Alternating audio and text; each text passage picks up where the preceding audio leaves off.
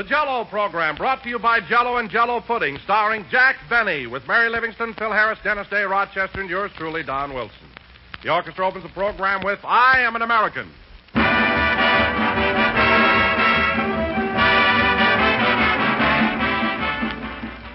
Year after year, Jell-O keeps getting better and better. And today, Jell-O is richer, more delicious than it's ever been before. The reason for this extra goodness is a new Jell-O process that locks in Jell-O's famous flavor and makes it even more tempting, even more enjoyable. Jell-O is a beautiful dessert, radiant with color and glistening with goodness.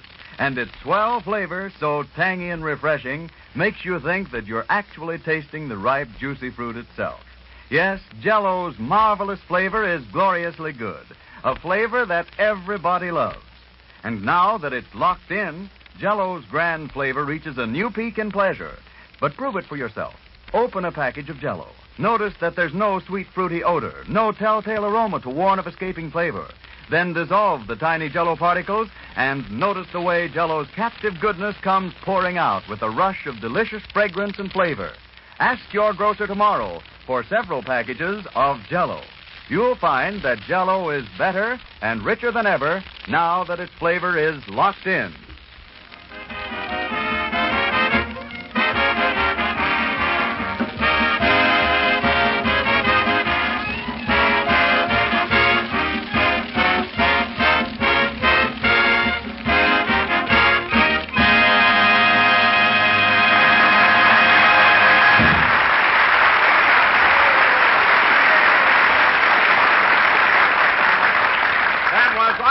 American, played by the orchestra. Now, ladies and gentlemen, as you all know, next Tuesday, March the 17th, is St. Patrick's Day. So instead of my usual hackneyed introduction this evening, you can sit down now, Jack. Sit down. So instead of my usual hackneyed introduction, it gives me extreme pleasure to bring to you a young Irish lad who has become a great success on this program. Irish? I wonder if he means... No, he told me to sit down. Could it be that... Jack, will you please keep quiet? Okay. And here he is, folks, that golden-voiced tenor from the Emerald Isle, Dennis Day.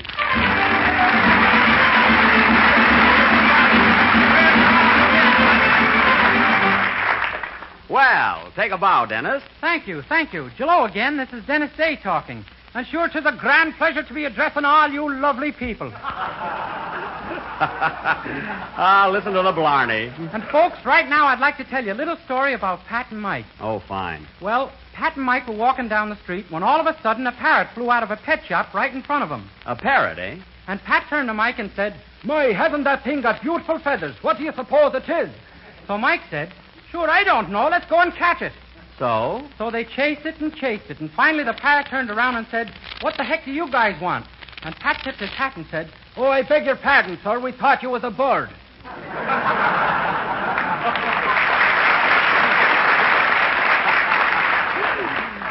Very good, Dennis, very good. Now, go and sit down. Sit down? Gee whiz, Mr. Benny, I thought I was going to do the whole program tonight. No. Don thought that on account of it being so close to St. Patrick's Day, it would be a nice gesture to introduce you first. But that's all. Oh. You see, Dennis, you haven't had enough experience to handle the whole program. Well, let's get going. Jell-O again. This is Jack Benny talking. What are you trying to do, hold me down?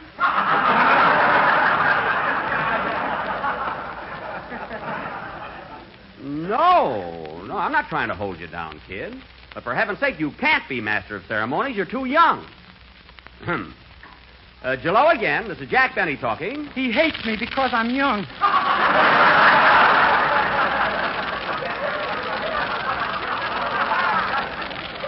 I don't hate you, Dennis. I simply can't take the chance of letting you handle this program. You might be a flop. But, Jack, on the other hand, he might be very good. Don, either way, I'm taking a chance. Now, let's drop it. Jell-O again. This is Dennis Day talking. And sure, folks... Oh, nuts. This is all your fault, Don Wilson. You had to introduce the kid. You had to be topical. Well, I thought it was a good idea, Jack. After all, our listeners may be tired of the same old thing week after week. Oh, so now I'm an old thing. Well, Mr. Wilson, I'd watch my step if I were you. because the time of year is fast approaching when your contract comes up for renewal. I'm glad you brought up the subject, Jack, because I may not be with you next season. I'm sick and tired of it. Oh?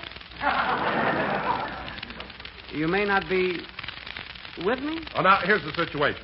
I've had a splendid offer to do the announcing on the Baxter Beauty Clay program. Beauty clay? Yes. They offered me a very nice salary and all the mud packs I can use. Well, Don, after all these years, if a little mud can come between us, well... There's a difference in salary, too. Mud or money, you ain't loyal. That's gratitude for you. Hello, Jack. How are you? Hello. How do you think I am? Well, what's the matter with you? You look like somebody just stole your rubber heels. They better not, sister. I've got my license number branded on them. I'm taking no chances. I'll bet your hot water bag is safe, too. And so is my teething ring. I can go along with a gag. Anyway, if you want to know why I'm upset, it's because I've discovered that my pal Don Wilson is a traitor. A big, fat traitor. He wants to leave me for the Baxter Beauty Clay program. Well, why not? They made us a swell offer. What do you mean, us? They want Don, Phil, Dennis, and me. What? Can we put in a word for you, Mr. Benny? Keep out of this. Well, Mary, all I can say is that fine appreciation after all I've done for you. After all you've done for me. Yes, when I first met you, you didn't even have a pair of stockings. What are you talking about? There was a whole counter full. I mean of your own. And another thing, young lady, who put you in show business? Who started you out in vaudeville? I started in vaudeville with my sister Babe. What an act that was. Tumblers, the bouncing Livingston.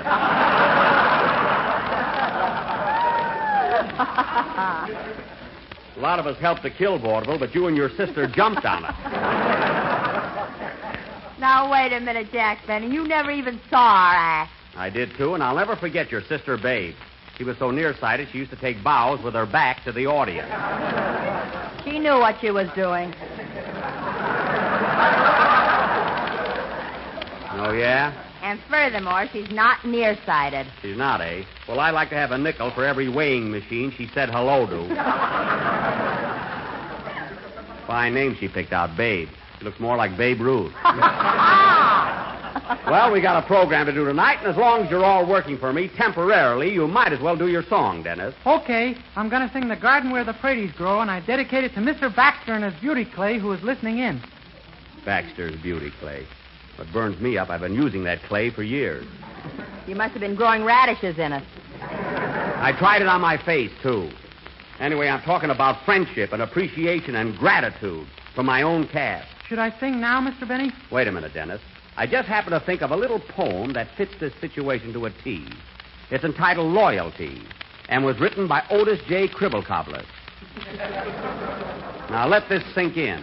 Loyalty.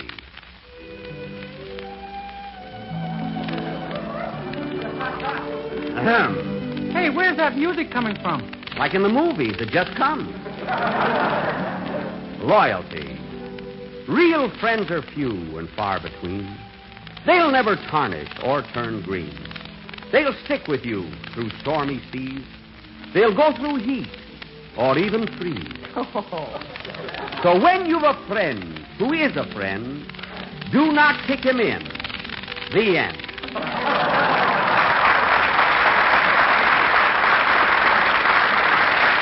Now remember that, all of you, before you think of deserting me for another program.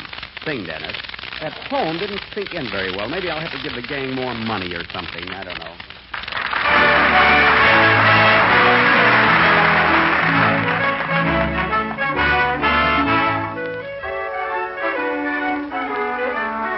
Have you ever been in love, me boys, or have you felt the pain? I'd sooner be in jail myself than be in love again. For the girl I loved was beautiful, I'd have you all to know. And I met her in the garden where the praties grow. She was just the sort of creature, boys, that nature did intend to walk right through the world, me boys, without the Grecian bend.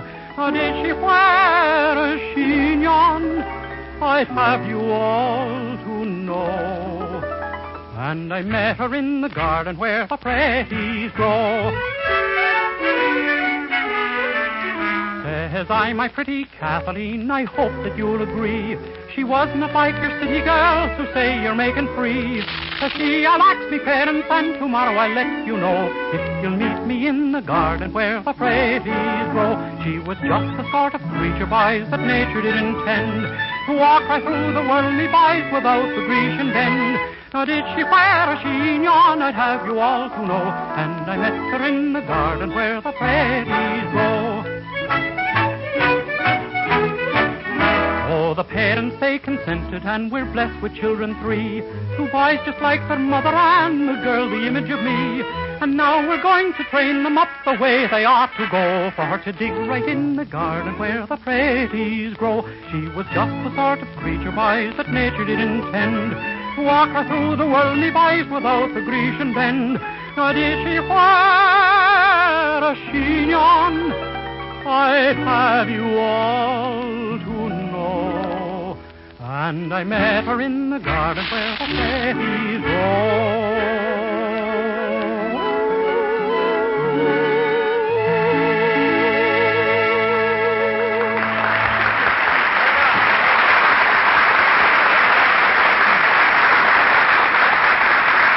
That was The Garden Where the Praties Grow, a special St. Patrick's Day song sung by Dennis Day. And, Dennis, that was swell. Stick with Uncle Jack and you've got a brilliant future. Well, I'd love to, but Mr. Baxter has made me some wonderful promises. Promises? If it's promises you want, you're with the right guy now. I deliver the goods, too. Dennis's contract called for a raise this month, and he got one. Some raise. You put high heels on his shoes. A raise is a raise. It all depends on how you look at it. Gosh, I turned my ankles 10 times this week. Well, watch it. Don't be so clumsy. Anyway, Dennis, you better think twice before you listen to anybody else's promises. You know, they don't always... Here comes another traitor. How do you do, Mr. Harris? Feeling fine, I trust? Mr. Harris, why all the formality? If you mean formality, Phil, which is my guess, the reason for my frigid attitude is because I found out that you're a snake in the grass. Well, I haven't even seen grass for 10 years. Well, you've seen snakes. That I know.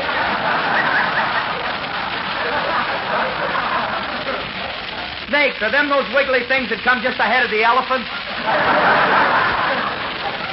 I don't know the order of their appearance, but that's what you are.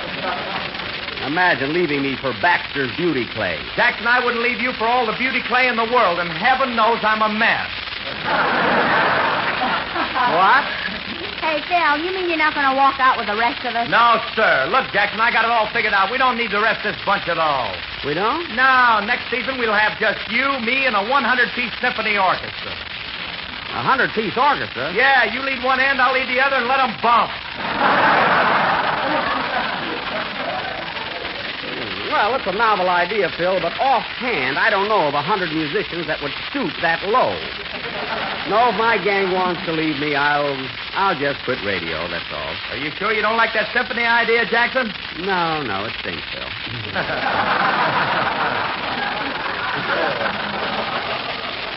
But thanks just the same. I'll just quit radio. Now, wait a minute, Jack. I think this has gone far enough. We did have an offer from Mr. Baxter, but we're not going to accept it. Not much. That's the truth, Jack. Why, we couldn't leave you or Jello. We're all locked in together. That's a plug if I ever heard one. Oh, wake up, Jack. The whole thing was just a gag. Oh, a gag, eh? God, you fellas really had me going. I've heard about your other offer. You had me so worried all week, my hair was falling out. See? I thought that thing was guaranteed.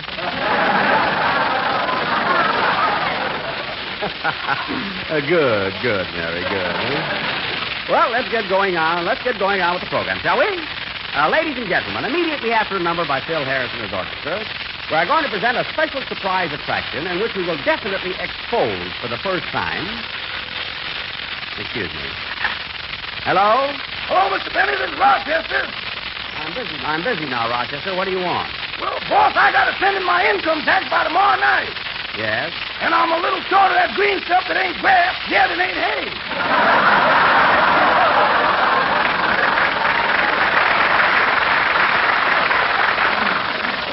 Why, Rochester, do you mean to say you have to pay tax on that small salary you get? I better Mr. Morgenthau sent me a blank with RSVP on it. RSVP? Rochester Thin Velvet Tonto. Oh, I see. Well, Rochester, tell me, how much does your income tax amount to? That all depends on my dependents. Is it okay if I put my brother down as a dependent? Well, I don't know. Can your brother work? He can, but it nauseates him.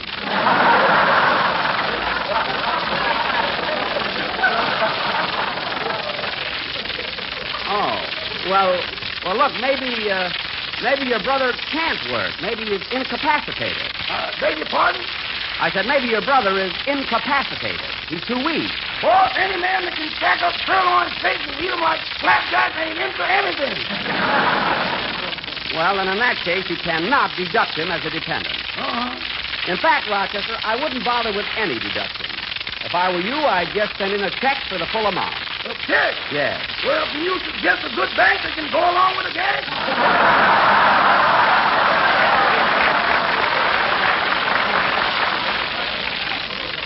No, but I'll be happy to lend you enough to pay your tax, Rochester. Thanks, boss. So long. So long. Oh, say, boss, Mr. Benny. Now what? Can I deduct for stock market losses? Why, of course. Wait a minute. What stock did you have? Well, I took an awful beating in African Cubes Incorporated. You can't take off for dice. Goodbye. That guy is always in trouble. Play, Phil, and then we'll have our big surprise of the evening.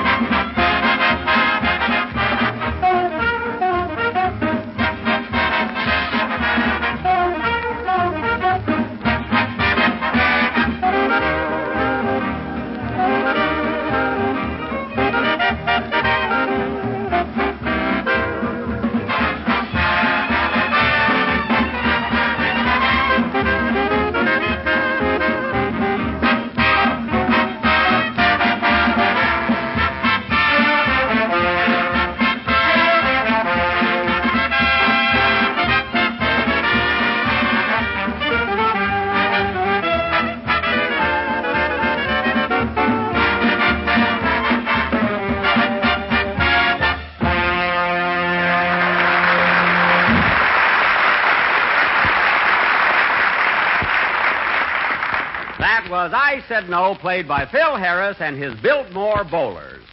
Biltmore meaning the hotel where the boys are working, and bowlers meaning they should play in an alley.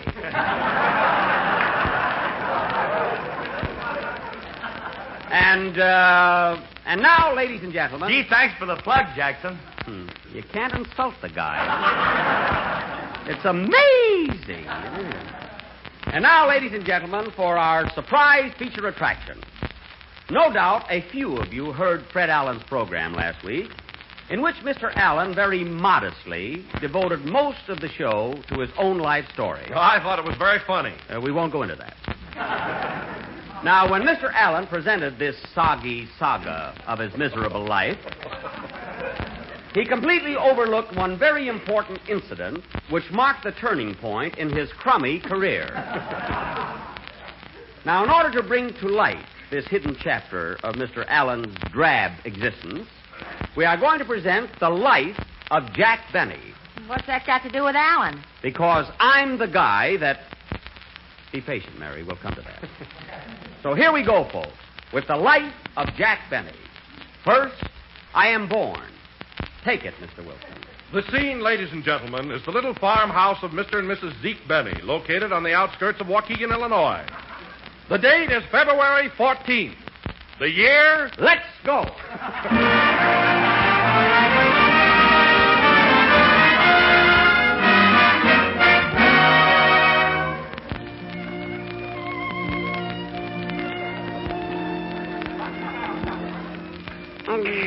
Goo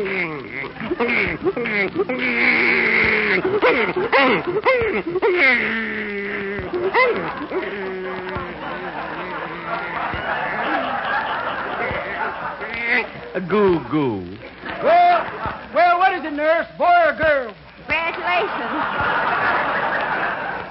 Congratulations, Zeke. It's a bouncing baby boy. Well, what are we waiting for? Let's bounce it.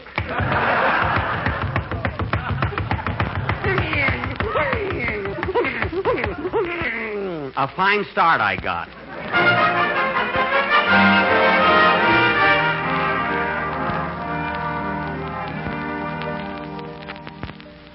6 years later, and Jackie Benny, our hero, is now a handsome little fellow with big blue eyes and long gray curls. They were golden, and they came way down to my ankles. You must have looked like a weeping willow. Quiet. We find Jackie practicing on his violin while his old music teacher stands by with a look of rapture on his face.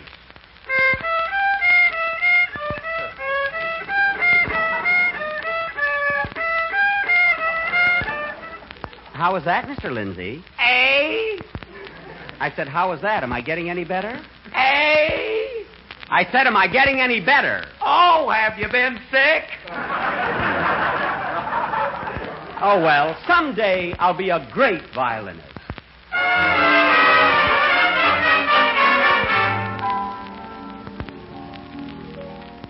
Ten years later.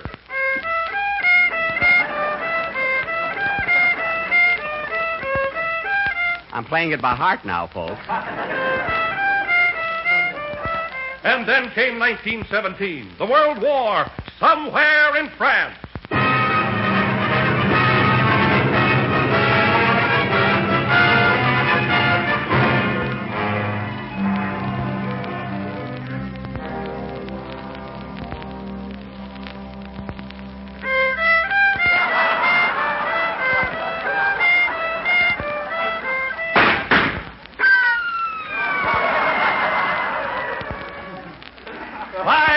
Later, and Jack Benny starts his vaudeville career as a concert violinist.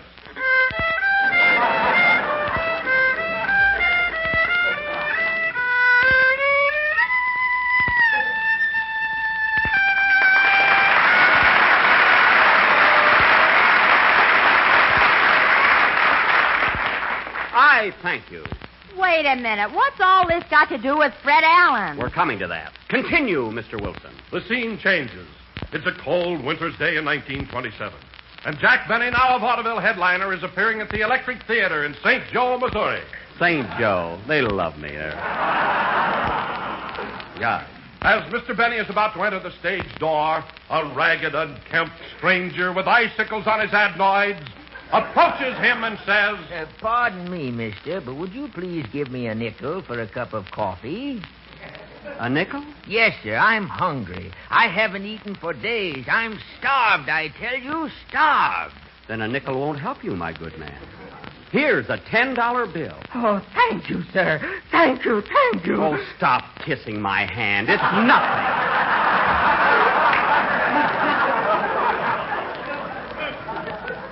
Poor boy. Oh, but I'll never forget you for this. Never, never. Don't wipe my shoes. It's quite all right. Tell me, my good man, what is your name? Sullivan. Fred Sullivan. Fred Sullivan. Remember that name, ladies and gentlemen. And that voice. Remember that Jack Benny gave him $10 when he was starving. And remember his words when he said, I'll never forget you for this.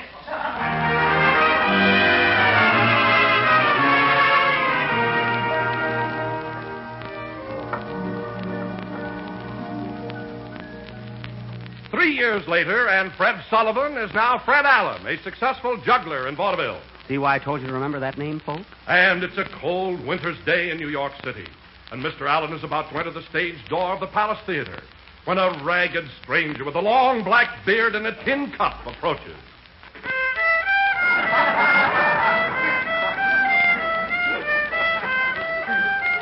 Pardon me, sir. Would you please give me a nickel for a cup of instant postum?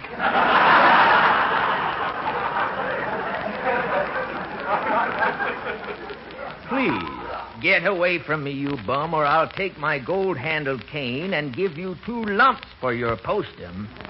See what a rat he was, folks? But I'm hungry, starved, I tell you, starved. Out of my way, you derelict.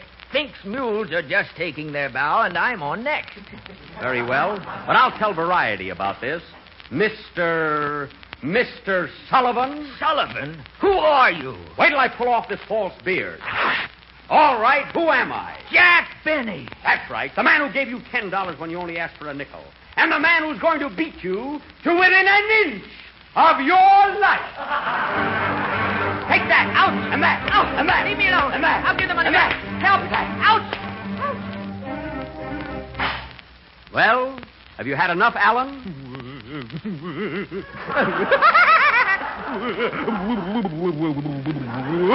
I knocked him silly, folks. And that's how Fred Allen became a comedian.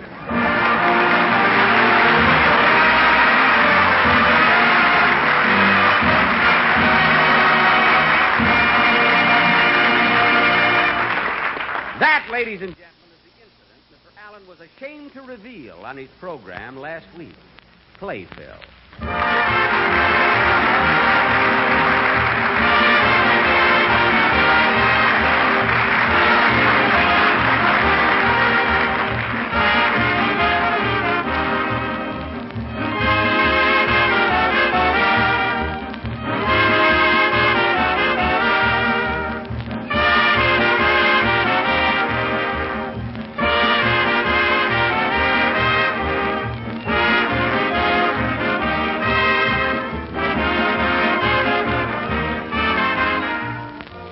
Here's a grand Jell-O treat, friends, that will really bring you compliments galore.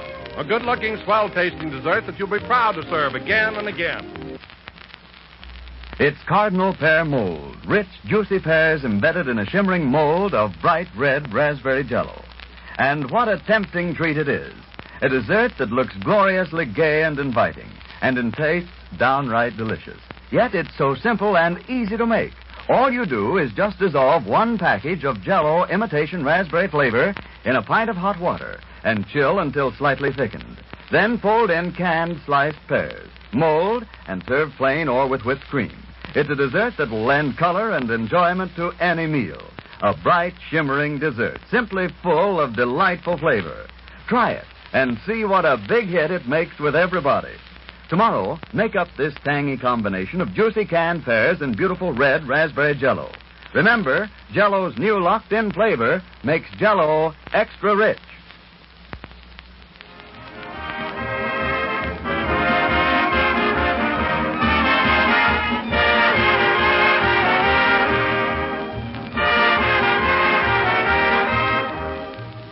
This is the last number of the 24th program in the current Jell-O series, and we will be with you again next Sunday at the same time. Say, Jack, did you really give Fred Allen a $10 bill when he only asked for a nickel?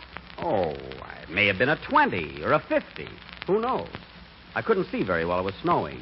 You mean to say you took off your shoe in the snow? I carried a wallet then. Good night, folks.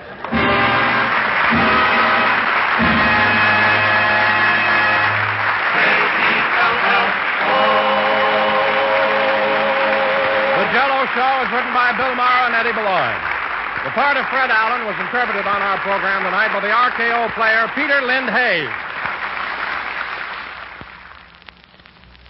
Remember this name, friends, Jell-O Puddings. It's the name of 3 grand puddings made by the same folks who make Jell-O. There's Jell-O Vanilla Pudding, a smooth, luscious pudding with the delicate, creamy flavor of real vanilla. Jell-O Pudding is not only swell as a pudding, but ideal for cream pies, tarts, or as a cream filling for cakes. So when you order Jell-O, order Jell-O Puddings in all 3 flavors, chocolate, vanilla, and butterscotch. Jell-O Puddings are just like Grandma's, only more so. This program came to you from Hollywood. This is the National Broadcasting Company.